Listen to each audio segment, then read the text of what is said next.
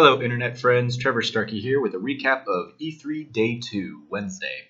I had a great time. The Kind of Funny guys were in, so I got to see them at the GameSpot stage. And apparently I was also seen lurking in the background of the GameSpot streams. So, whoops, that was actually unintentional, legitimately. And I got to play another handful of games today. So let's run through everything I played today. I kicked it off with Matterfall, the next game from Housemarque. It's very Resogun-like in its design and style. Of course, it's the same kind of twin-stick shooter that they're used to. They had two demos, effectively. One was a much more tutorial, like probably the first level of the game, and then another one was like a later level in the game. It might have been level 2, I don't know. But Matterfall was a ton of fun, and it's definitely got that addictive Housemarque quality of always chasing a higher score. You can get combos and multipliers and all that fun stuff kind of built up. Controls are going to take a little while to get used to for me, I think, because jumping was on R1, and then there was like a dash that you could use on L1, and then R2 was a special weapon, and L2 was like a laser beam thing that you use to create platforms in the game or to free humans, and then the left stick and right stick were used to move the character and shoot respectively, as is the norm in most of the Housemarque games. But the platforming element took some getting used to, and I didn't quite have a grasp on it after 2 demos. But I'm definitely looking forward to that one when it comes out August 15th. After Matterfall, I turned right around the corner and played some Everybody's Golf, which is basically the newest installment of the Hot Shots Golf franchise, but it's been called Everybody's Golf in Japan, Hot Shots Golf here, and they're just kind of unifying the branding under Everybody's Golf for their, I think the guy was saying, for their 20th anniversary. I haven't played any of the Hot Shots Golf games, but this was a ton of fun. All of the stations were set up to have Shuhei Yoshida there as kind of the, like, using the custom character creator of the game. Each station had built their own Shuhei, so that was a ton of fun playing golf as Shuhei. Seems very fast-paced, very fun kind of little golf game. Then I got to play one of the games I was most excited about this E3, a game called Detroit Become Human, the next game from Quantic Dreams and David Cage, the guys who brought you Heavy Rain and Beyond Two Souls. And I think we've been seeing this one for 2 or 3 years now. I got to play the Hostage demo, which is effectively, if you saw last year's E3 in the PlayStation conference, it was the demo that they showed where you've got Connor coming in as a hostage negotiator android, and there's another android out there with a girl kind of, and he's on the ledge. There are a lot of different ways that this can play out based on the information that you collect in the house, as well as how you interact with the deviant android. I'm really excited for this game. It looked beautiful. I managed to, through my actions, save the girl, and the woman running the booth was very impressed. She said that was basically the most optimal outcome that I got, so very few people had apparently landed that, so yay, go me and video gaming. Woo! But it was a ton of fun. Again, like I said, very beautiful, and I love the themes that they're approaching with this game, and they're working to tackle, so excited to see where that goes. After Detroit Become Human, I went over to the Natsume Inc.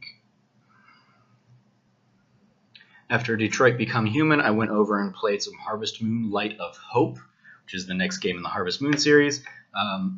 As I've said in the past, I'm a big Harvest Moon from the original Super Nintendo game. Back to Nature from the PlayStation is one of my favorite games of all time. And playing Stardew Valley last year really kind of scratched that itch and kind of got me back in the mood for a farming simulator game like that.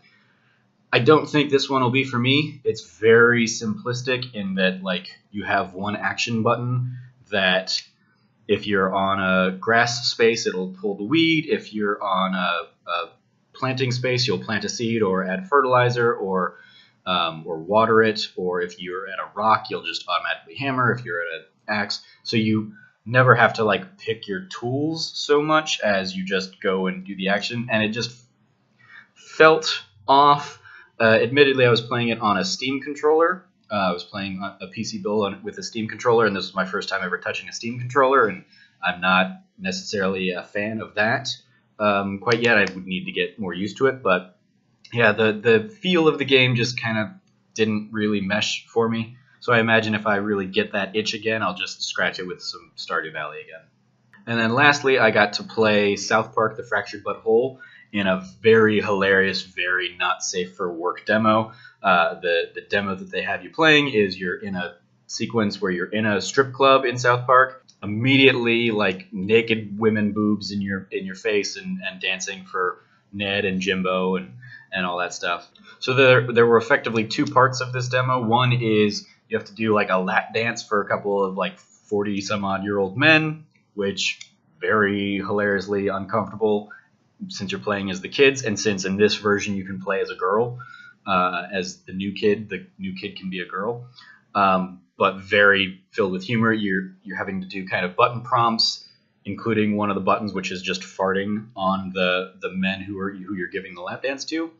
And then once you give the lap dance, there was a fight sequence, and the fight mechanics are definitely kind of everything about this game felt evolved from the Stick of Truth. Fighting is more in depth. There's a crafting system now in terms of like the gear that you can get, and even the fetch quest that you go in the second half of the game, you have to kind of solve more environmental puzzles in the world to really dive into those. There's like a detective mode thing that you can use. You have a kind of projectile that you can shoot around the room. You can shoot firecrackers and stuff, and your farts can, if you fart onto a flame, of course, it will explode. And it was a ton of fun. Had a grin on my face the entire time, laughing out loud a handful of times throughout the little 10-minute demo I played, I think. And I'm very excited to see more of this game as it comes out. So that was my E3 Day 2. Alex O'Neill asked me on Twitter if I'd be doing any write-ups for these. I will definitely be trying to get some write-ups on each of the individual games out, but probably not until at least Friday, once E3 is kind of done and behind me and I've got some free time to actually really sit down and do some writing on those more in-depth impressions. Let me know if you're excited about any of these games. I know I am for some of them. Others, like maybe Harvest Moon, a little bit less so. As always, I've been your host, Trevor Starkey. You can follow me at SnarkyStarkey on Twitter. You can find more of my E3 recaps and conference impressions and stuff here on this YouTube channel or over on TrevorTrove.com. And as always, from here at the Trove, treasure your friends.